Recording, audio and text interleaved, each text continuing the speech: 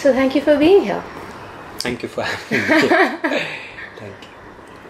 So let's just start with childhood. Okay. What were you?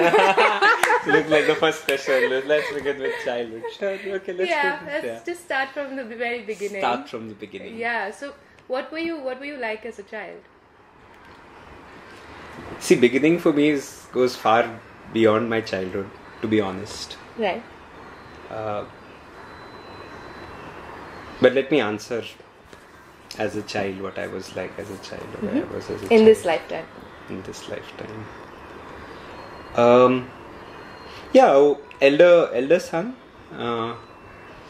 And Mumbai, I'm told as a child I was very moody and would cry and not like people coming to my place and want them to just go back and so on. I was also a very plump child. I was pretty in the sense that people would like pull cheeks and so on, all of that. When I look at the pictures, I had nice curly hair and all. Lovely childhood. Grandparents, I think just that with parents were there. Mom was busy with a larger joint family and dad also busy at work. Both of them were present. Also grandparents were present. I think that really made a difference, I think. I soaked up all the attention. I think deeply my grandfather did. I think the first word I'm told I learned to speak was Babuji, which is a complicated word. It's the word for my grandfather, and my grandfather's been pretty much an explorer.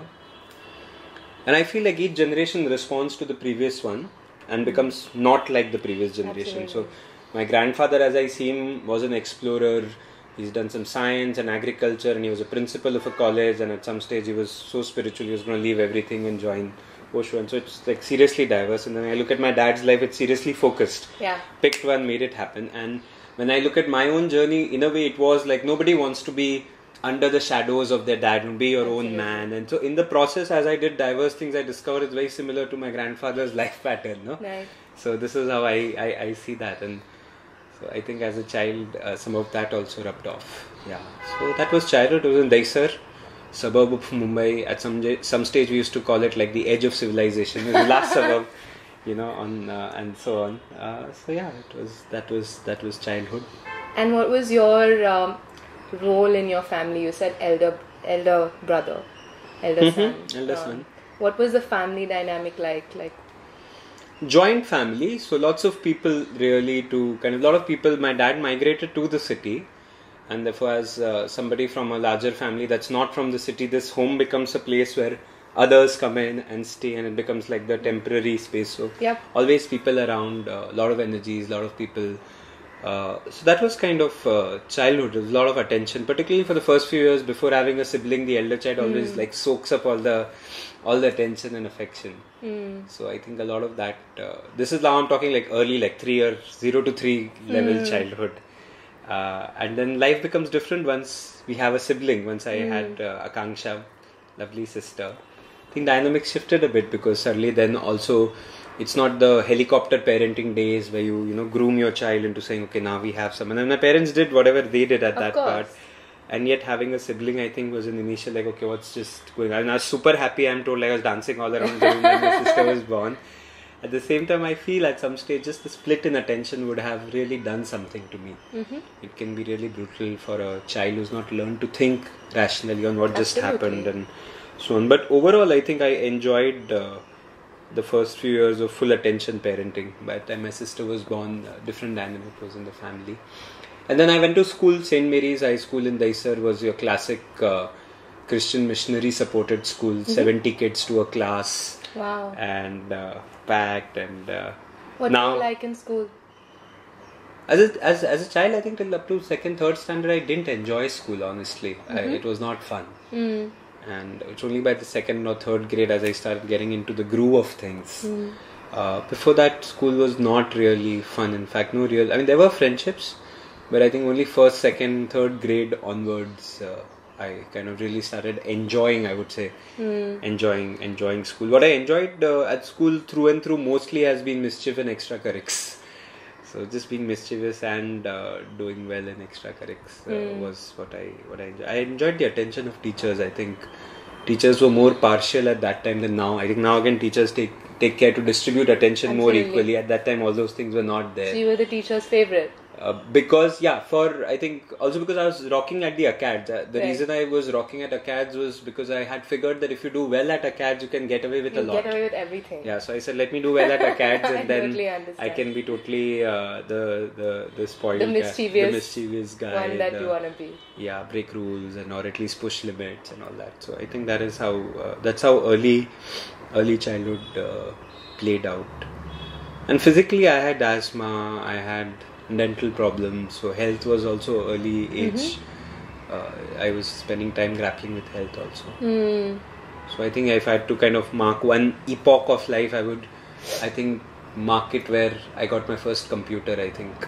When was that? That was very early actually. That was I think 92 or 94, between 92 and 94. 92, 94, very interesting time. How old were you? I was 10 years old. 10, okay. 10 to so I got the computer way earlier than most people, and my dad, and that time I remember the first black and white 386 computer with like 500 MB floppies. It was big, like TV like but it was big and black and white, and I remember sneaking into the bill. My dad did not show it to me, I think, but it was, I think at that time it was 35,000 rupees. It's a lot of money. I think that really changed life for me now, big way. So for me it's pre and post. I would and 92 was also when, around that time was when my grandfather passed away. That was also time when satellite television started coming in. So from DD1 and DD2 we suddenly now had cable TV, ZTV, Jagli Tufan Tire Puncture and some really lovely programming. I think early 90s was really good television programming. So that I think was I can distinctly remember gears changing for my life. So how did it change you? You know, how were you growing as all these things came into your life? So as I was growing, I think a couple of things happened. I think one is I found it really tough in my housing society to be out. I faced what now I think was kind of bullying, but I would say not the intentional bullying, but just the exclusion. Yeah. I guess I didn't have an elder brother, everybody else did. Yeah. And that changed a lot of dynamics and was never... And sports was a challenge because school did not have a ground. It had a small triangular plot. And then I'm also not out in my society. So, and then the computer arrives, and a part of me is also an introvert as much as mischievous. And the computer opens a whole different world. Absolutely. You know, and basic programming. And I was in the computer club and all. So, it really, a lot of my energy and attention went into the computer. And this is like seriously early days of... And it sounds like also not only into the computer, but into yourself. Like, withdrawing a bit from... Yeah, withdrawing a bit, being in the computer world. So in school I had friends, a lot of friends. We started having a gang. I started getting into that head boy and all of that. So in fact my golden run in the school I would say is 4th, 5th, 6th, 7th standard. I think I remember in 6th I was not only like winning best student, best essay, best elocution, but also like best drawing and best recitation and best singing. Like I was like... Whoa. I was like... through and through, like you're killing it on every front. I was killing it on every front. I was just killing it out and out, unapologetically, and that was fun. And we had elections in 4th and 5th, I remember, and campaigning and posters. And I still remember my competitor stole my poster idea and put his poster with the exact same idea. And those were cute early days, cute early days in computer society. And so yeah, I think my foundations, having access to tech at an early age, I think my dad kind of also figured that would really change dynamics. And even today, though I'm not a computer science person, I do have an innate understanding of tech. Absolutely. Which runs fairly deep because I've hung out with tech all through the coming of the internet and pre-internet. It's just this agility with new technology. Agility, comfort, and also just knowing what are the bare bones of tech, right? The binary and the hexadecimal system, and you could open up files at that time and go right into files and see viruses within files, saying this part is the virus. You could manually disinfect files. You could manually disinfect files. You could get into a file, remove the virus code. So it was cute. It was really lovely. It sounds so uninhibited, your childhood days around, like, when I think of you doing everything. Yeah. It sounds like you just didn't have a sense of like, there were no limitations in your head. Was it that way? Yeah, I think so. I had internalized a sense of scarcity, I think, and even though my parents really did everything they could to provide, but the general sense of lower middle class moving to middle class kind of a movement and so on. So I did internalize a sense of scarcity that took me very long to transcend. Yeah. But that apart, if I put that aside, and my health issues aside, I think How did that impact you, the sense of scarcity? How did it show up in how you were? Oh, it showed up in strange ways. I would write in small handwriting so that I can save paper, and it showed up in really strange small ways of just in other places where I'd see more stuff being wasted or used, and I'd be really curious, saying, "Oh, why is it this way?" And is this stuff cheap at your place because you seem to be using more of it? Me being the clever kid. It was just, I don't know how I soaked it up, but I did, and it took me a while to kind of come to terms with all of that as a part of my history. I think that is kind of, if you want to see childhood origins. And school also is starting to make my first friends by second, third standard, who are still friends. So it's a joy to have friends. We're now reaching 30 years of friendship, well ahead in life. In fact, meeting my one of those who friends, Mirat, we were friends in third grade. So it's great to meet somebody in third grade. Because it's like your family then, right? Family, yeah, very deep family. So build the gang, bonded with teachers. Also, I think a head start that would not, I feel, be possible in today's time. So by fourth grade, I was on Baida's auditorium stage in front of 1,000 people, enacting the central role of a play. I was Tukaram. Wow. The Shetkari, and around me were like 5th, 6th, 7th standard seniors playing peripheral roles, and I was like 4th standard central role mic. I still remember talking on a Bhaidas mic for the first time. When you speak, the mic echo really unsettles you, right? And I remember being forced to put lipstick and all. But just because if you put somebody at 4th grade at that, the kind of head start that creates. Yeah. Is just phenomenal. And the comfort with because that like 4th standard, I'm already like talking in front of 1,000 people audience. Absolutely. And that just and like I said, now I see my daughter's school and other places, opportunities are more equitably divided. Yeah. But I was in a place where they were unequally divided, and they were divided in my favor. Yep. And that did both good and bad things, but more good things. I think it also did its own share of damage, which took me a while to overcome. What was that? Would you talk more about it? The damage is just this deep internalization of the idea that I'm special. I mean, imagine the whole school's wearing uniforms, and as a prefect, I'm dressing differently. And then we had something called a statue bell, where everybody was supposed to freeze just to break from the recess into the class. But prefects could move and mind, and by the time I think 8th or 9th, I would call myself Abhishek Thakore. Imagine the kind of heady arrogance, because I'm acting in plays and I'm writing poetry, representing the school. Like in my head, I've already like climbed, and with attention from teachers, such a deep sense of entitlement, right? It goes so deep. When you internalize the idea of being special so early, so deep, to unlearn it takes so much time. Just to unlearn the idea that I'm special and all. And even opportunities, the way they were hijacked, like hijacked nahi tha, but they would always come to a small gang. So you're doing science club, you're doing basically everything and chilling. By the time we were in 9th grade, we were hardly sitting in class. We were just out and doing things, So I think just the one damage is that whole specialness kind of piece. Also, then that builds a certain disregard for other people's journeys. So it took me a long time to start valuing other people's journeys. To empathize. Right? Empathize, and now some of the most mischievous other kids, my other mischievous gang was not good at studies and would get into trouble. And I would judge them very differently. Now I think in some ways they were so creative and ahead of their times. The kind of pranks they would play and all. I was like, whoa, that was serious creativity that got stifled. And today they're not where they could be because the schooling system let them down. I was lucky that the schooling system favored my learning style. It favored, so I just got lucky that way, that it fit to a T. And that I was good with ACADS. And I remember one early incident I must share, where I got the junior or senior KG, and I got like the 12th rank. And all my dad said at that, and I was so depressed, and I was like, this is how I'll tell my mum, and I'll say it's not 3. So now you can tell me which rank and all. So the churning that goes in. And all my dad said was, this means there are 11 people who studied harder than you. And it's like one statement made to an innocent like senior KG. I think it's that long ago when I was 6 or 7. But that hit so deep, that after that, through my school, I never had a 5th ke piche ka rank. In fact, by the end, I just had a 1st, 2nd rank. It's just how deeply we internalize the sense of achieverness. Absolutely. That even today when a game gets played, it could be any game, Mafia, the first instinct for me is that person comes out who wants to win the game. Yeah. And it's such a natural instinct that I want to win. I don't want to play the game. Yeah. I want to win this game. And it took me a long time to transcend that. To just play a game, not win a game always, no? Yeah, I mean, I relate to that because I grew up also being the achiever. And I found in my case, you know, my self-worth got attached to being an achiever because I didn't have other things. Like, how was that for you, just being an achiever? Did that... I didn't fail for a long time. Like, I think the first time I quote-unquote failed was only in my early 20s. So till then it's just been out-and-out gold run. There's nothing like failure because there's so much going on.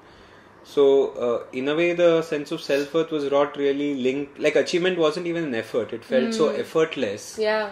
And I felt I was affirmed in so many ways, in so many places. If anything, there was a bloated ego running with me all throughout college. I was like such an arrogant person. Also, I love my college self also, but I also now see the deep arrogance that I had set in by then. You can imagine doing well through and through. And then when we moved from St. Mary's Daisar to NM College, Andheri Villeparle was like first shock of Andheri Villeparle. For me, it wasn't a shock because I still had some friends from Andheri, so I knew they were like living a few years ahead of us. They were already in relationships when we were still speaking. So for me, that still was a bridge. But when you move from Daisar to Andheri Villeparle, it's a first culture shock in a way because you're meeting the Jamnabai and Manik Jis of the world. And so by 12th, I had transcended that shock to already be in on the circuit and had overcome that. Right. And similarly, a second kind of shock, quote unquote, was at IIM when I met the rest of India, the IITians and the so-called. And transcended that. And a third shock was when I went into the international circuit of activism, where people are like, when music plays, the Europeans are dancing and the Africans groove and the Indians are like sitting and wondering, like, Indians and Southeast Asians, like, what do we do? Latin Americans. So that's the third. So these are all sort of journeys of So tell me more about those shocks and how did they affect you? So first shock, so let's do first one, suburb townie.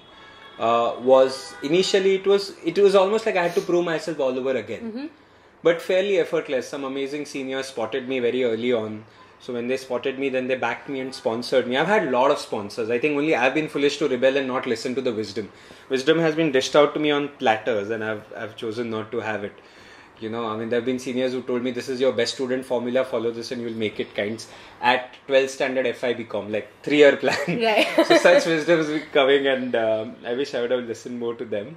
But yeah, so the first shock, I think very easy. We got spotted. I was good with some of the stuff, and so got opportunities very early on in my college fest. Also, I was the only, I think, junior college person who was getting to head a department and have like. It was a very good early. So it was about taking up those opportunities. And I was given. I think taking up to ho hi jata hai. Milte hain to na, and the opportunities are so tightly held by the gang. Absolutely. Yeah. So I was already identified as early Illuminati in a way, in the sense that I was like, okay, this is the guy who will come in. So opportunities through and through was one, and then I was already like, I was doing books, and I got featured on the cover of Education Times, and also like praised for wearing kurtas in a time when people are wearing shirts. And I was already writing columns. There was a magazine called Jam, not just another magazine. Okay. And I was writing this intellectual column called Mind Shake, where I'm talking about the divide between suburbs and town, and I'm talking about the problem of being a good boy. I remember one of the articles, the problem of being a good boy.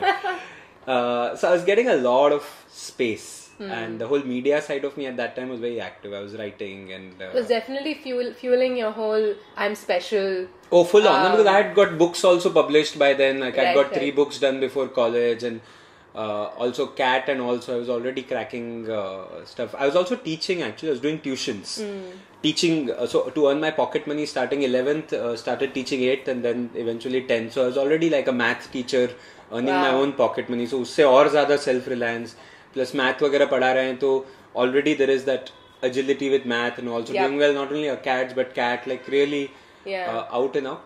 Only in college I would really get into trouble with authority, you know, because the arrogance and the diffidence, I guess, the whole, you know, like the whole college you can't touch me.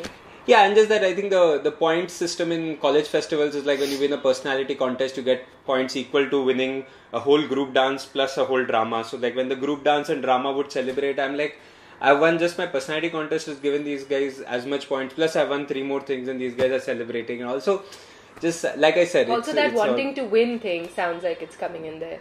Yeah, I mean, by then it had reached a level of not wanting to win anymore. It just reached a level of arrogance. I'll tell you how. Like I'm a winner.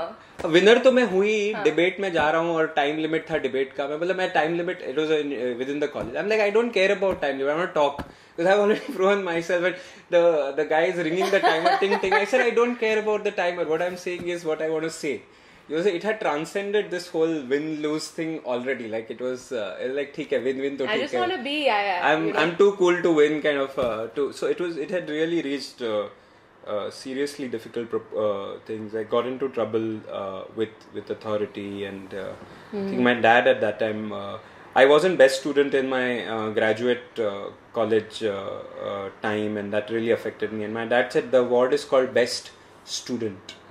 You may be the best achiever but it's not a best student. If somebody copies you it's going to be chaos. You're not reflected best student. So then in IIM when I got my gold medal and people asking what was the secret I said I didn't get in trouble with authority that's all. So yeah I think that was college. So when did this you said at some point this whole thing of being special and entitled and all fell apart or like it was or the first time you failed perhaps can you talk more about that? So the special I don't think has really fallen apart except I've been able to integrate it into a larger narrative right I still feel my experiences are unique but then now I understand so are yours right and I think in college I started Blue Ribbon also so I was doing Blue Ribbon and like seriously full platter from college to IIM was a dream run 2 years of amazing stuff extra currics ACADS campus relationship gold medal tang tang tang tang nothing to complain an amazing relationship with profs and just such a blessing to be in that institution and Bangalore such a beautiful place. I think the first kind of taste of reality was when I did a startup right after IIM and now I look back we had actually a really good start but I was so critical of myself so self-critical that I said no this is like and we shut that down at the same time Blue Ribbon shut down because I came as this grand old man of Blue Ribbon with my ideas and not sensitive to the local leadership that was running it and the original coaching classes that we were running which was my enterprise that crashed and everything kind of came crashing down I think a few months outside of IIM. I think that I would say you were based in Bombay at that time? Based in Bombay. I've been in Bombay through and through. Love the city. So I think that first set was there. First set of disappointments. And I was depressed at that time also. I didn't know this was clinical depression because I was like, how can a self-helpy guy like me who meditates and read 7 spiritual laws of success when he was in 8th grade and how can I be depressed? Now I realize I was. And I was also depressed during my summer internship in Singapore. I was an investment banker at that time and the bout of just missing India and feeling alienated and all that, which I didn't fully digest. So anyway, so this is kind of first failure, quote unquote, in worldly terms. But just in a year after doing some work at a startup, I picked myself up, Boston Consulting Group. They also looked at failure very generously. And it really surprised me how they looked at that 1 year after IIM because I had opted out of placements. Yes. And I also deferred my placements and did not even take the deferred placement option. Yes. I said so when I approached, I was really positively surprised at how this was seen. It was really failure was seen in a very constructive light. Yeah. And so because they were seeing more your initiative and your risk taking and I guess that and I guess leadership. we or I had a lot of judgments about the consulting space about how those people must be and so on. But when I walked in, I just found people like me, and people who all see things very differently from the way I had thought. And of course, the MBA tag helps, the network helps, the connections help. So yeah, so I think that is. So that failure got very quickly converted. I think with the quote-unquote brighties, now when I talk to the 20s, the brighties of the 20s, I say failure, success is not a question. You will succeed. If you fail, you will convert it to an even greater success. Yeah. It's not really, failure, success is a very limited metric to think about. Yes. You will do well. It's a very short-term metric. Yeah, the deeper question is what do you want to do well at? Yeah. So I think, so if I would have to again draw a second line of an epoch era, I would say when I'm moving out of IIM, there's a transition phase, but the dream run kind of that starts at third grade, continues all the way till early 20s. My exchange program in IIM, so it was on a scholarship. So like seriously, like it was a funded trip to Europe right in the early 20s. You can imagine what that that really was like awesome. And we took a Germany B school, which was like, we cruised through it and we just traveled. So all those gifts and benefits accumulating so early in life. And I just want to bring in another dimension. You brought up your dad a couple of times, and it's always been around, guiding you around school and college and expectations of the achieverness. And I want to hear more about your relationship perhaps with him, or your, and how that's shaped because this is your, outside journey. And what about that inner journey with family and expectations? What were the messages you were growing up with? Yeah, I think... So one is, I must speak about my mom once. I'm pretty much like, in terms of orientation, approach and all, I'm very much my mom. Because I've taken my mom's work. The first organization my mom founded just completed 30 years, I think now. So even ideas about Blue Ribbon and leadership and all is very mom. So I guess the reason she doesn't feature is not because there's no impact, but like it's the base ingredient. She's part of you. Base ingredient, I would say, is mom, and dad's kind of the sprinkling. Not the sprinkling, I would say. It's like it always takes two to tango. Yes. So dad, the way I had written this in an article, so it's all processed out now, I won't think aloud, but I said like dad 1.0 was, dad's my superhero. Dad 2.0, which loosely would correspond to post third standard, like the rebellion kind of a thing. And then Dad 3.0, after I did my men's work and work with conscious masculine, Dad became like a bro plus superhero. So after that rebel phase, I really built a much deeper appreciation for his struggle as a man and man to man. Right, bro to bro. So Dad became bro. And now I think Dad 4.0 has two aspects. One is I'm a dad, and now I feel like a dad to a lot more people than just my daughter. And also I think we have to start at some stage parenting our parents, not in a patronizing way, but just holding space for them to grow also. Absolutely. Right, so those are the four stages. Four phases. And of course by Dad 4.0 you pretty much discover that you mostly your mom and dad, as much as all the rebellion, all the thing. But the most deepest primal things, my life's work is really carrying those energies forward. Absolutely. So that's... and my sister has really been the dream child. Honestly, I've been the rebellious child who's always gotten into trouble and really defied parental expectations. And thank God for my sister, because really to me, I think she is in some ways overcompensated for your rebellion. Yeah, because she's really been like, I'd love to have a child like her. She's been lovely as a child. I think she's... What's your relationship with her like? Oh, it's an amazing, deep, close friendship, co-traveler kind of very, very deep relationship. And even our sibling dynamic, the way it played out, it's not easy to be a younger sibling to an achiever sibling. Absolutely. To find your own voice, your own identity, to embody those gifts and yet have your own unique flavor. I think so. Her journey has been a lot about finding that space for herself, and it's a fascinating journey in itself. So I have a lot of respect for her, a lot of love for her, deep connection with her as well. So yeah, fairly that. So yeah, I would say Boston Consulting Group, life is back to the groove.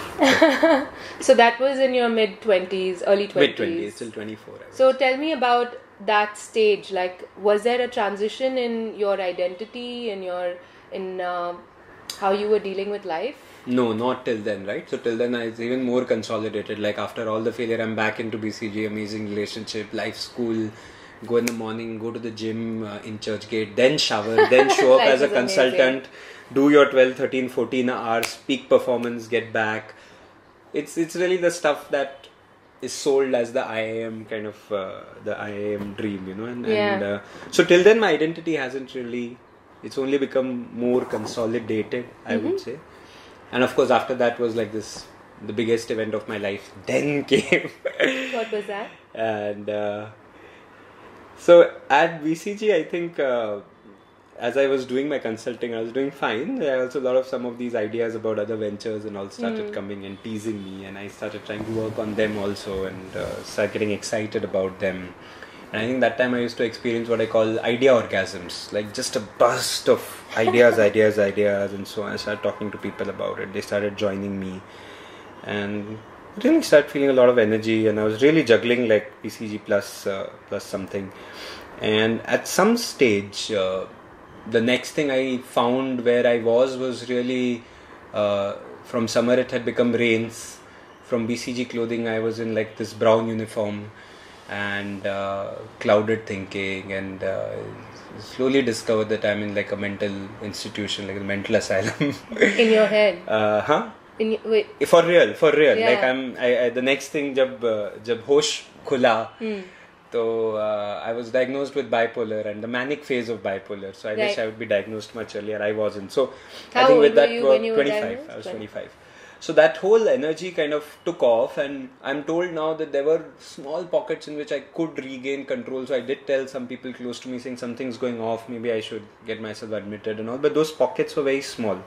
And then again I'd take off into the mania. Nobody around me knew mania. Nobody knew bipolar, and everybody trusted me, right? So the confidence and nobody questioned. Yeah. And there were people who thought something was off, but then they were like, they see it as Abhishek, success, it's Abhishek, let's trust him. High energy. And people supported my fictitious large scale venture, and some quit jobs and some put in energy, and really I was setting myself, and in my own head it was all happening also, like large dreams and all of that. So when this came with bipolar, I think the mania, everything came crashing down in a really big way. Got into some legal challenges, got into some relationship challenges. Some of those are still not fully mended. Nobody knew it was bipolar. So my behavior at that time was really chemically governed, and so relationship issues, digressions in behavior, financial splurges, all it's a mess really once one comes out of mania. So it exacerbated, even if it you just had escalated, and then I mean, so all the story after that is reconstructed by others' memories, because I went through shock therapy. Wow. That also I discovered later, like when I'm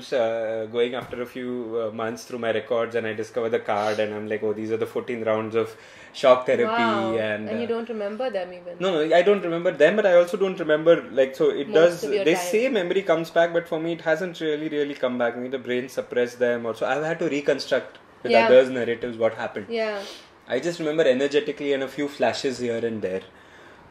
So it all came tumbling down, like seriously tumbling down, like seriously in a way that I had never ever expected, right? Because then you're getting into like multiple levels of issues and challenges, and plus the thinking is clouded and blurred, and I'm doing pet therapy, and I'm surrounded by people who are themselves also, so it's just like, who would ever expect to be after that run that I had. Yeah. It was like seriously dramatic, like ye kahan aa gaye hum kind of, and just to even think and comprehend, because thinking gets so clouded. Medication initially is so heavy. Yep. There's medication to cure side effects of medication, like it's really quite hardcore. So I think that was really like a serious crash. How did that affect your sense of self, or how you saw yourself? It still has, I still am processing it, I guess. It's one never fully comes to terms with it. Still deals, the relationship is still on, but I think net it expanded my sense of self. I think the level, I had reached a certain adaptation at a certain level, and that was so strong that I don't think any workshop or anything would really break that for me to reach a different level. And I think bipolar did that for me. Yep. It really shook me out of what I had. It broke the shell. Yeah. And it was horrible when it broke, and I don't think I came out as a butterfly. I was still like that incomplete silkworm, suddenly like open, and मेरा तो cocoon भी complete नहीं हुआ था, क्या हो रहा है अचानक, the air is hurting my skin kind of tenderness. But now when I look at it, really expanded me in a way that nothing else could have, for sure. I think that I can say for sure. And just the regard for my own struggle, which was long. Also, one of the best things it did was to build respect for other people's struggles. Right? Before that, I was like, just snap out of it, man. Just motivate, go for it, just do it. Like, just go for it. Like, buy one video, go for like 100 videos in the year, get a studio set up, I'll help you for just that. Yeah. So I think from there, post-bipolar me is a whole different me. So all that got built up, got crashed, and to really took so long to just even internalize what had happened. Yeah. Because and to understand what had happened, because awareness on mental health challenges was much lesser at that time. How did the relationships in your life, including with your family, evolve at that time? It was tough, right? Because some members of my family, in the manic phase, I turned hostile against. And there's just a very few people I was really listening to, just a couple of people. Friends didn't know what to do. They tried their best to help, but some kind of distanced themselves because they couldn't understand. what was going on. And so relationships really took a toll, but everybody stood by me, right? People think we underestimate people's ability to help. So I would say everybody stood by me through and through. And I think that was they forgave me. Most people forgave me. I mean, in a way, there's nothing to forgive, because really it's like a chemical imbalance. Absolutely. So what do you forgive? But people don't always understand. Yeah, and yet for people it shows up as this person's behavior, right? So I think people really stood by me, and that was one out of the 2 manic phases I've had in my life. And in both times, the way the community rallies and all that, we are just blessed by the amount of holding capacity people around us have.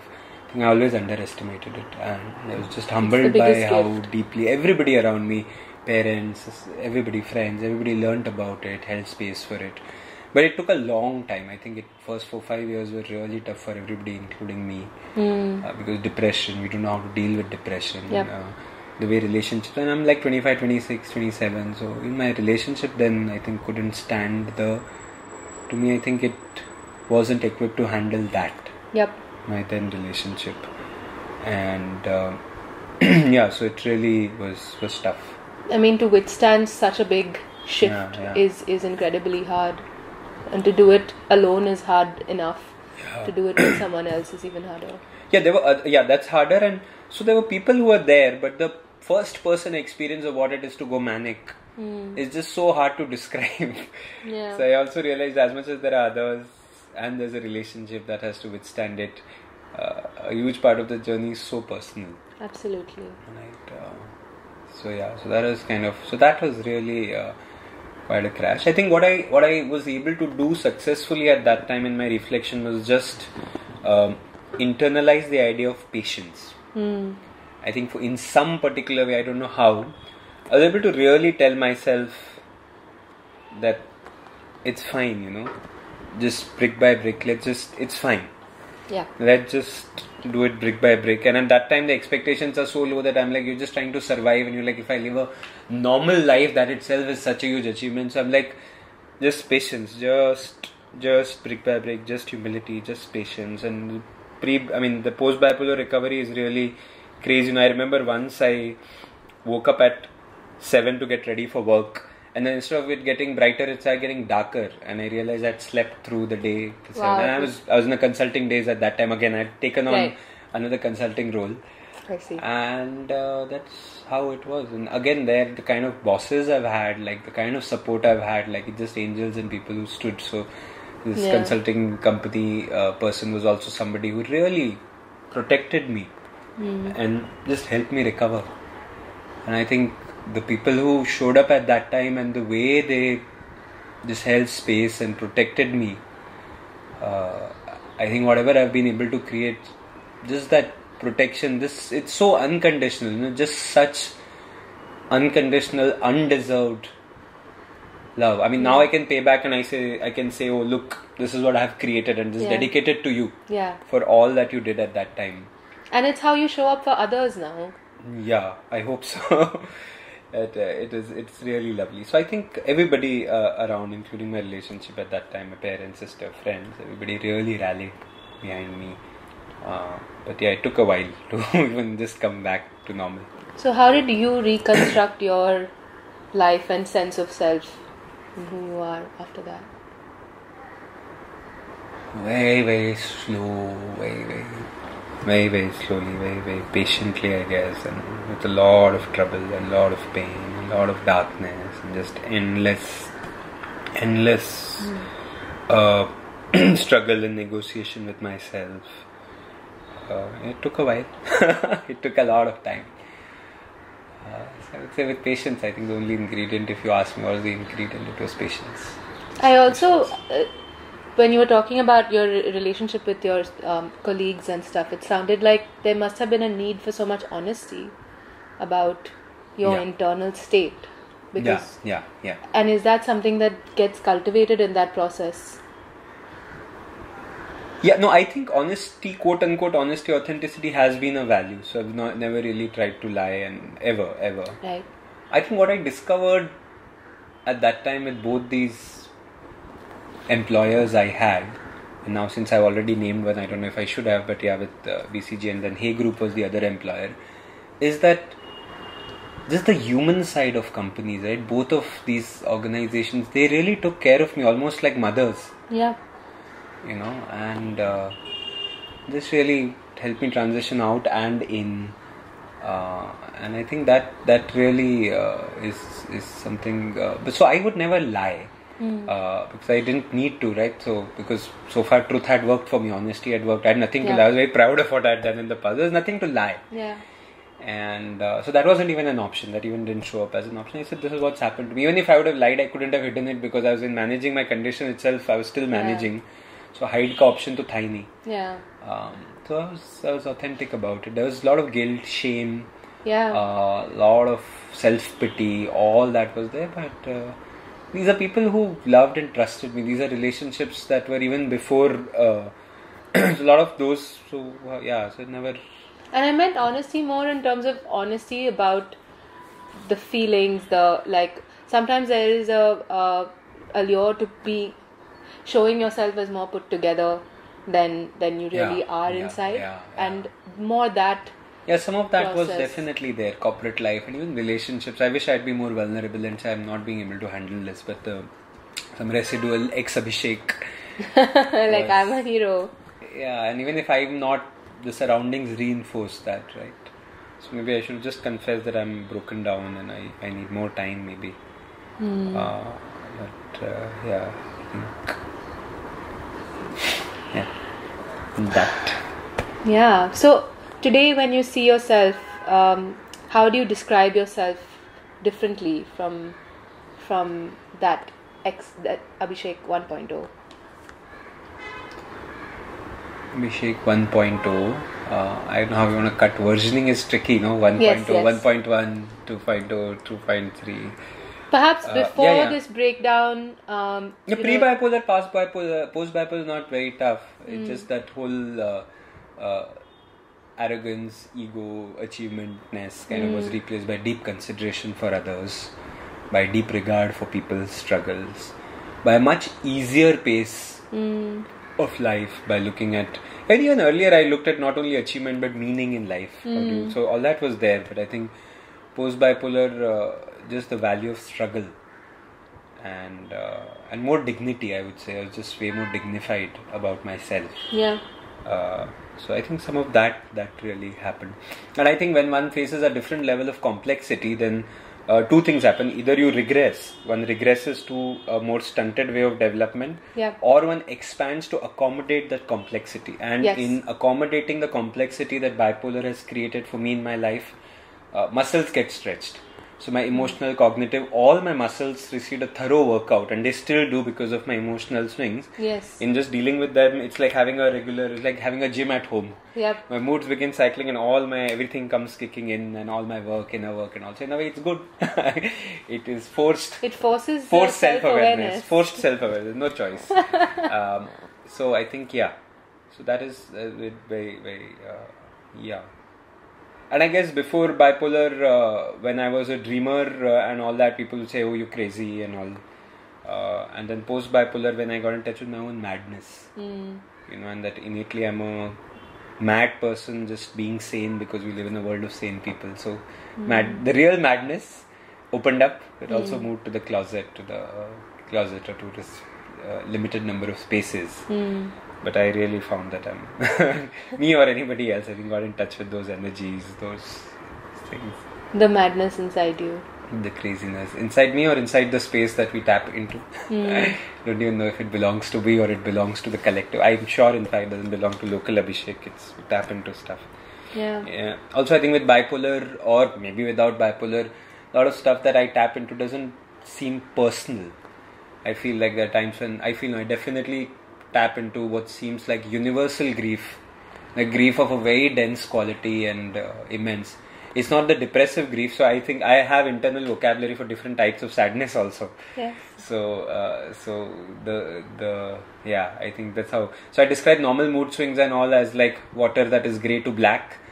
Depressive sadness is dark, thick, oil grade, slow oil grade sadness, which you can't even wash away or anything. Sticks to you, It just sticks to me. And universal grief is more like an ocean. It's a dark ocean where all are suppressed things. In fact, I believe that with more sensitive people, HSP now we call them, highly sensitive people, there are so many of us, and more millennials and even more after that, are spaces where suppressed energies of the civilization express themselves. They're like in your body, it's not necessary that where the imbalance is where the pain shows up. The pain may show up in something which is even more tender. Yeah. Right? And similarly, I think when the more sensitive people in our world are also holding and processing on behalf of the collective. Yeah. So for example, bipolar leads rapid mood swings. To me, it compensates the forced sterility, the forced rhythm, not even a rhythm, right? Forced regimentedness of, say, some of our existing institutions that force people into that bracket. So it's almost like, for me, I feel all that volatility gets suppressed into the shadow and then expresses in more open people, and they then swing extra. And you're like wondering, why is this guy swinging? So I think to me, a lot of what I experience and a lot of what all of us experience is less personal, or for me for sure, it's less about Abhishek but much more about the space and the energy. You're very connected to the outside. You don't have this sense of almost ego as much now. No, I have a huge sense of ego also. Yes. Super touchy, super sensitive also. And yet I'm very present to, I've had experiences where I've wept and wept for absolutely no reason of mine, and just images of wars and issues, and just humanity has struggled so much to reach here. It's been such a long struggle to get here. Yeah. You know, in Louvre or some museum, I saw the first written code. I think it was Hammurabi's code. I think it was 1000 BC or something. And I was like, we had reached a written code of law like 3000 years ago, and this is where we are. It's taken so long. Yeah. And I feel sad about so much struggle that we've gone through and all. So so that bout of weeping and all the imagery and all, I think starting those, I think some of tapping into something beyond local, something more transpersonal has started to happen. Right. And this reminds me of what you said about this quest around meaning. For you started much earlier. Can you tell me a little more about that journey? How did you start tapping into meaning and contribution? And so I think I'll again do, since we're doing levels and versions, I think 1.0 was when I came across this John Gardner's quote, meaning is not something you stumble across like a prize in the treasure hunt or something. Meaning is that something that you build into your life. Absolutely. And through your experiences, and you create the meaning. Yeah, you build you don't that find meaning. It. And it ends with saying that let it be a life that has meaning. If it does, the particular balance of success or failure is of less account. So I think that was, in fact, paradoxically the guiding pre-bipolar creed. Post-bipolar, I had a whole existential phase also, the classic existential angst, world is meaningless. You know it, I'm sure. If you're already in 30s, then you already have gone through, I hope, existential angst. And you know what I mean, right? The whole existential phase. And now I think, what do I say? Now I'm just puzzled and in awe, and just all I can say is the world's a way stranger, way spookier, crazier, mysterious space than my mind can ever comprehend. And just the beauty of seeing its things is just so, it's just wow. And so this whole meaning, non-meaning, I don't think is anymore such a driving thing, because I just see the futility of it, and that even that is constructed. But what is real is just life's so beautiful and miraculous and so unpredictable and spontaneous. And I mean, look at us, we're sitting and talking here. And, a friend of mine says this, and earlier it was intellectual, now it's much more lived. He says that this, for example, if you go back 10,000 years, imagine the number of coincidences that have had to happen for us to be sitting here today. Absolutely. Like if your parents or my parents would have just missed that one glance or something. It's such a unlikely event, and that is happening here if you look back. Yeah. And so just if you really look at all that, we're just in the middle of a complete unbelievable miracle. Like it's just something awesome that's going on, and it's a privilege to be witnessing and be in the center, like not in the center, be a part of it, Yeah, absolutely. So it's really awesome. It feels so awesome to, so really then meaning and all, for me personally is no longer meaning. It's just beauty and mystery and just seeing the same stars that Jesus or Buddha saw or Columbus used to navigate. Yeah. We see the same stars in the sky and so I guess my time awareness hasn't reached Big Bang to say that we are all swirling stardust. Rumi ka ho gaya tha. But I can definitely connect to the fact that we're in the middle of such a longer cosmic journey. Absolutely. And recently I heard the word Sharir Yatra, Ek Sharir Yatra. I loved that word. Ek Sharir Yatra. Right. This is the journey of one body. Of one body. तो आपकी एक शरीर यात्रा में ये हुआ, अगली शरीर यात्रा. I love that word. It's so beautiful, Right.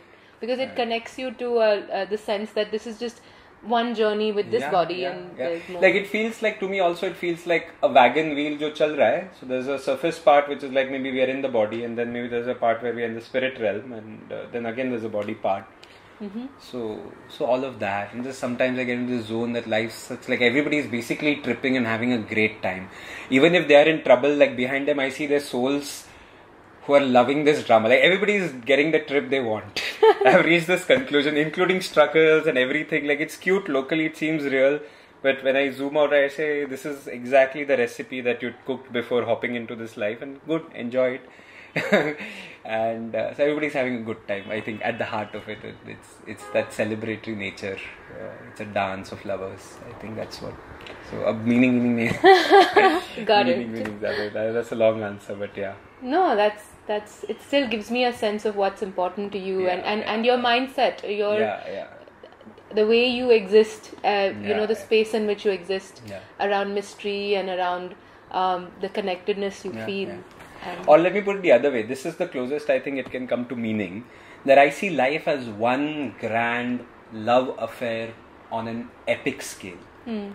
And that love affair could mean that in this particular lifetime we meet in this way and you discover my life in this way. So this is our fling for this particular life. But equally there's a relationship between this glass and me. This is also a planned fling. This glass is like I'll be lying there and just for a few minutes. This is is life mein itna ye ho gaya. And just everything is in love with everything else, and everything is dancing. So it's like this one grand love affair that's playing out, and including fights and issues and all that. In this lifetime, our love affair is a fight. That's beautiful. And so we're just like this world's basically one large love affair, That's. I love the way you. The way you see the way you're seeing life. There's such appreciation for everything that comes your way and every human that comes your way. Seeing or being, I think for me it's really like genuinely I think we're all in a dance with each other that we don't realize, but that's the fun of it. We're all in like this one love affair dance. So that is that. Do you so I've been looking at this question of being oneself and how understand. Do you struggle with being yourself ever? Like, what is that like? That is really hard, because as a social worker / activist, the other people in the room or the class are people like Gandhi and Vinoba and all who already set the bar for us so high. And I'm like, this just makes us all look so bad because you guys did so well and you pushed the boundaries so ahead for all of us. Oh God, I love you, but I hate you for doing so much work with yourself. That achievement is still coming. And it's just like, oh my God, such amazing people have been born and just building on top of their works, and it's so easy to imitate. It's just the presence. The presence of all these greats is so towering, and it's just so much. It's like their vibes are like coming in, and there's a part which gets assimilated, but yet finding my unique flavor is really hard. I would say, I think my journey on authenticity has moved, but I think for anybody, including me, being yourself is like a killer. It's seriously hard. What do you like? What's the struggle though? Like, give me an example of how you might struggle with it. How might I struggle with it? Just like, if I'm in a conversation with you, maybe a few years ago, if I had been in a conversation with you, maybe I'd be quoting more people. It's so much easier to quote, like, as Gandhi said, be the change you want to see. It's just so easy. It's just, they've done so much, and it's so subtle. And it's so subtle that it goes across time. They're not even alive. Yeah. But their wives, their wives are all here, you know, and they're confusing. To interpret and understand them is hard. You use others as props, right? Like to... Their work as raw material. Yeah. But, okay, so let me give you a better example of what is myself, right? So let's say there is... let's say this. I checked the frame of the camera before we started. Yeah. Right? I mean, of course, it was in the moment, not planned. Yeah. It was just to check the frame. Now, there is a Fukuoka in me. Fukuoka is a natural farmer who came up with the whole philosophy of non-doing. So, ठीक है, क्या फर्क पड़ता है? जो frame है, let that be. Yeah. And that will have its own unique flavor that you don't know. You've not controlled. Yeah. Just let go of that control. Is also a thought stream. And then there is, of course, also the part of me, my partner, Suruchi, and generally that whole thing of saying that if you're doing something, you better do it well. And do it to the best of your ability and apply all that you know. Yes. And of course, then there are these local considerations like what will she think of me? And like, am I coming across too stuck up? So all this gets processed together. What I have figured out is that you can be yourself only in the moment. You can't be yourself when you're responding from a certain idea of who you are or a certain philosophy. All that is just then you're from the past. Yeah. So the only place where I can show up fully as myself is in this moment, and in this moment any influence could show up, right? As long as I'm in integrity. So when people say, even I find a lot of my generation saying that's not me, you know, that's not me. And I'm like, this is just like, you just want to stay in your comfort zone, man. Like, that's not you today, but that's the future you may be. So step out. If it's not you, then even more that you should give this a shot, you know. Yeah. It doesn't feel like me. And it does trigger me a bit when people use that whole "that's not me" kind of a thing, right? So I would because say, you feel it's not authentic. No, it's an excuse to not grow. It's just a convenience, and to see through your own drama is the toughest, right? I think we can see through others' dramas very quickly, but for me to see through my own interplay of ego and everything else is so tough. Absolutely. Right, and we make up, and clever people even more, the more intelligent you are, the more trouble, because the better stories you make, you get stuck in those stories. Better you trick yourself without realizing and all that. So I'm saying that I guess this whole being yourself, one is, it's very central, no substitute for authenticity. There are lots of pulls to negotiate. There is the little Abhishek me who loves his art and loves to see paints, and I'm like glad somebody is painting. And there's a social work activist Abhishek me who wants to change the world, and there's a lover Abhishek me who just wants to have coffee with Suruchi and do nothing else in life and play with Ananya and talk with her. And then there is also the Yug Dharma, right? What is this era calling me out to be? And all this interacts simultaneously. Now, if I get stuck to only one as me, there are so many me's, right? There are millions of me's, and what's showing up in this moment as me, that can't be predicted. If I try to predict it, it's not me. Absolutely. It's actually about letting go of control and just being. Yeah, willingness to show up. But also, I think that there are more nuances to that. I mean, can go deep, but just the essence of that is letting go of control doesn't mean going all instinctive, right? So, oh my God, I feel like hugging you right now, let me do it. Yeah. So, it's a very, very intentional letting go of preset ideas, but not fully, like you still have boundaries and all, and then just being in integrity in the moment. It's a tough one to achieve. You know, it's not easy, and there are moments where in that zone, there are moments where I'm pretentious, like everybody else is. I want to show off, I want to tell you how cool I am. Maybe sometimes directly, sometimes very subtly, I want to slip it in. I've done all of that, and we all do it, so I don't judge myself too much for it, you know. I'll just pass it on. They have this joke, no, how do you know someone's from IIM or a Ivy League B school? They'll tell you in the first 5 minutes. So I think we covered it in the first 10. I sneaked it, no, smoothly.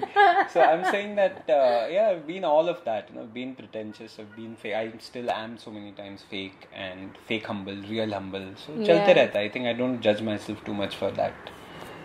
That too much violence. It sounds like that's the key, right? Like not judging yourself. Not being violent with yourself. How do we create a peaceful world and peaceful relationships if we are violent with ourselves? And I absolutely. find all of us and our generation particularly being so violent. The inner critic is so loud, so much judging of ourselves. It just makes me sad, I think. How do you cope with that inside yourself? So I don't celebrate my successes too much, I guess. So that part of me is still, I've internalized. In some ways, I think that is also my dad internalized saying, you do something awesome, and my dad will be like, good, well done. Like, oh, that's all. But that has served me so well because now I do something awesome and I'm like, okay, it's fine, and I don't celebrate myself enough. So I think that part, but it's not violence. It's okay. It's my discipline to stay grounded, to overcompensate. Yeah, that's at least not violence. And just as I do more and more of this, it's so easy to get on the head and it's so easy to bloat. Yeah. And become larger to overcompensate for me for now at least. Yeah. But that apart, I don't indulge myself enough. So I think I've not honored my body enough. Just the social space is so seductive, and it's just so much fun. And just being available for so many people, and they're available for me. But am I available for myself? Yeah. Right. So I don't think I'm qualified to do that answer in one way. But no, this is your journey. Yeah, it's my journey, and I've realized that my primary relationship is with myself. It took me a while to realize that I'd heard the quotes बहुत सुने थे और appreciate और quote भी किए थे, but समझने में थोड़ा time लग रहा है, अभी भी शायद समझ रहा हूँ. But just that in my last breath of my life, it's just going to be between me and me. You know, and I'm going to have to look at myself in the mirror to say this was my life, and it's a starkly lonely realization on one end. Because my experience of bipolar, my experience of low, I can tell you fascinating stories which may completely fool you into believing that, oh my god, poor guy. Yeah. But मेरी जो फट रही है वो मुझे पता है. I don't need to answer. Absolutely. And it's such a private, and with bipolar and mental conditions, I think that becomes even clearer. It's such a private struggle. Absolutely. And my loved ones are very close, they're around, and yet they will never know. And it's a journey with myself. Yeah, and to that extent, I do pamper myself a lot. I pretty much do what I love to do. So I think for me to do even a few minutes now, I'm spoiled. Like even a few minutes of what I don't want to do, like some admin work or whatever, I just resist it. I'd rather not claim expenses, or I'll just pay something and not dispute it because I'm like, I don't want to use my life doing that. Yeah. So that way I am very well held, very loved, very pampered. So nothing really to complain. I guess I soak it all up. There's so much actually, I think, around me, at least for me. There's so much love and care in the community around me that I really don't even feel the need particularly to care for myself. And at the same time, it's so essential. At the same time, body has to be. So body, I need to do justice to my body. I think more and more. I have been doing it, but और ज़्यादा करेंगे. Just nourishing it and living in the body. I've lived in my head too long. It takes such a long time. When I dance, I'm so awkward, and then I was like, maybe because I've not lived in my body enough. Yeah. I've just lived in my head and max in my heart. I've not lived in my body. To express yourself through your body. Yeah, to express. So that phase of my life is on, just to honor my body, and it's been on for a while. But at some stage now, this year, I said. It has been one of the goals, and then it was one of the 3 goals, and now it's only. So this year, if you ask me, Abhishek, what's your goal? There's so many big things I can say, and I'm doing also which seem big, but my goal is just honor my body. That's amazing, because that's what I was going to ask, like, as we, take your whole story. Well, it started with you talking about being this special kid in some sense, and then having this sort of reckoning, and really learning to be more humble and work with yourself. When you look at that story, where are you at now? When I look at that story, so I think for one, I think in an authentic way, not in a show-offy way. I'm just checking it with myself whether am I flaunting or is this real. I think my story now more and more feels linked with a much larger story and a journey, and I'm just like this tiny drop. A much larger unfolding. So I think as my preoccupation with my story, I think has reduced. Right? It's our story really. Yeah. And the times we live in, and what are we going to do for our coming generations. So I think one is that my story has become our story, and so my questions and preoccupations also become much more with how are we showing up as humanity. Are we making an embarrassing fool of ourselves, or are we responsibly honoring our role as a generation? So but that apart, I think the story is masala enough to have its own twists and turns. I realize I don't need to do anything. It's like there's enough pulls and currents in life to have its own, it will screw me also, lift me also, all that will continue. I think the deeper story I'm trying to connect to is what is the larger story, and the times we are placed in. That's where your focus is at this point in your life. It's looking at the larger story and your role in it. And so that's what's true. And our story as a generation, right? As millennials, what's our role? My role as a 30s something in the social space, what's the link role? So intergenerationality is very alive for me right now. Like the story of generations. Right. And what's our gift? And so I think some of that. And while that's your focus in like how you're looking at life, when you look at your own growth, and who you are being. What is it that how are you approaching it now in your, like, what's your focus? You said your goal is trusting and honoring your body in this year, but when you think about mindset, perhaps, how would you like to look at it? So, a couple of things, I think. Focus. One of the focuses is what I call lazy leadership. I think leaders have taken on too much which they shouldn't have. I think my ideal leader is somebody who can chill and chills. We are very proud of the fact that our Prime Minister works 16 hours a day and 7 days a week, which is a great thing for these times. But it shows how much we suck. That we are putting all that work on that leader and then cheering that leader on. It's a scam both ways. Absolutely. And I'd love to promote a brand of leadership where you're a lazy leader. You can go and have your coffee with your beloved and play with your child and just beautiful. Chill your way into leadership, and then design structures that let you be the lazy leader. Yeah. And if you're able to design structures or facilitate where you can be the lazy, and that doesn't mean lazy as slobby lazy. It's a certain type of lazy. Yeah. I think so. One focus is for my growth is how much lazier can I be? Yes. Can I get even more lazier? Can I opt out of more and more and just be more, just offer my presence? Yeah. There's enough people doing thinking strategy. बहुत हैं. I think for me, I'm just wanting to move more and more to just offering my presence. Yep. So I think that is one focus for me, and just hopping more and more into the uncertainty. There's still a part of me that likes control and likes to. There's still a part of me, and I respect that part. But maybe if I have to imagine future Abhishek, I think it would probably be more anonymous, more just chilled out, floaty, and not trying to look at utilization. I still am very discreet about my time. Saying, was it bang for the buck? Was it worth it? Who knows? So that part of me, though, part of me knows the whole mystery and all, the part of me is still a very calculating MBA kind, saying what's the bang on the buck for my time, I want to optimize it, who do I spend it with, these are my circles, inner circle more time, outer circle less. All that side of me is there, but it's dying, it's become old.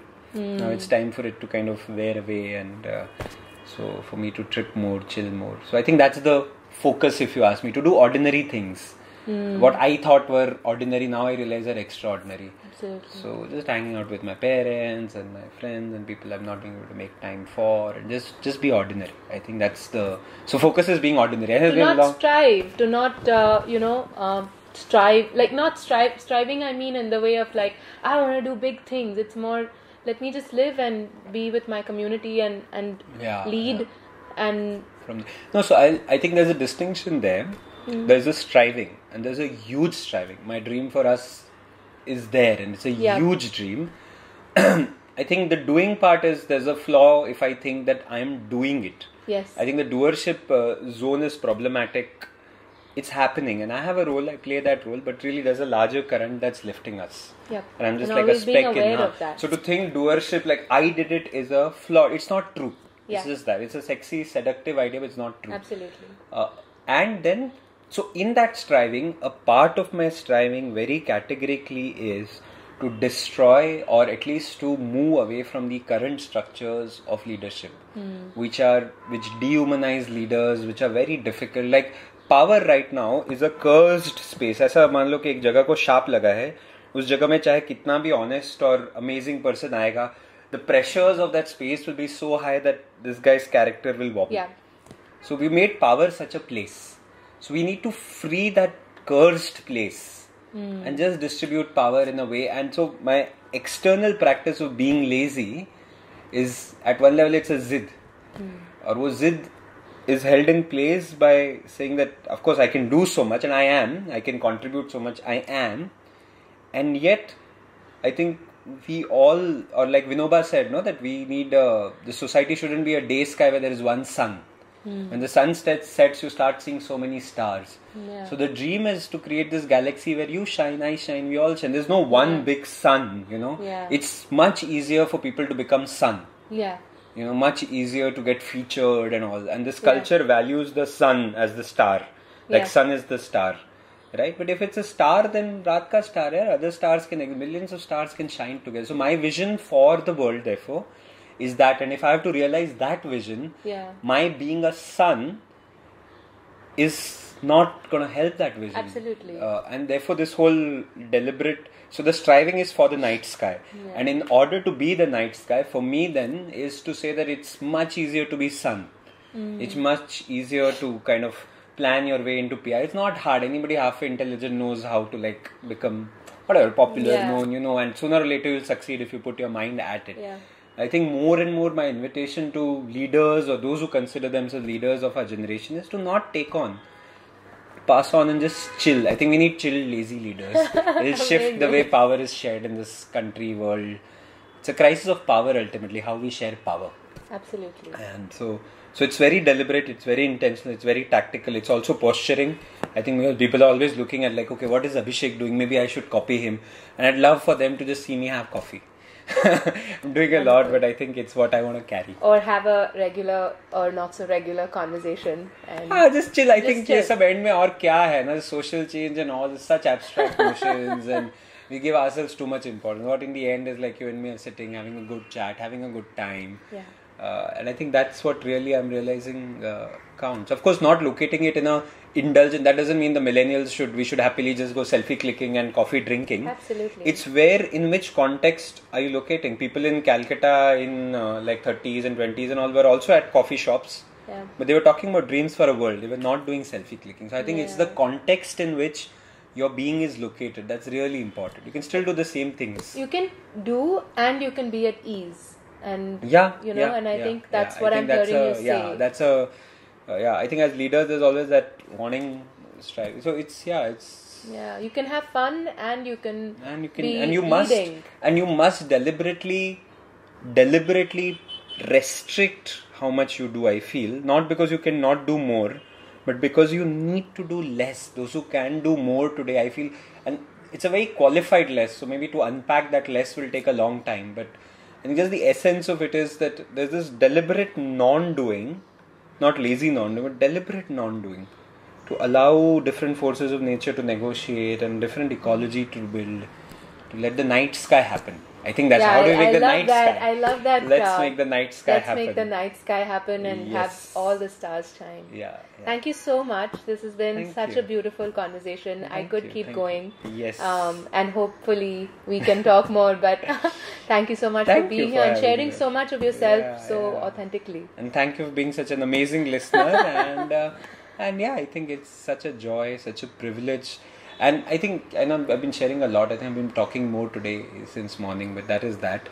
But just it's such a privileged time. You can just pop a phone on a tripod and just record and go live. Absolutely. We're living in really blessed times. Absolutely. And I think that's the biggest gift. Such a blessing.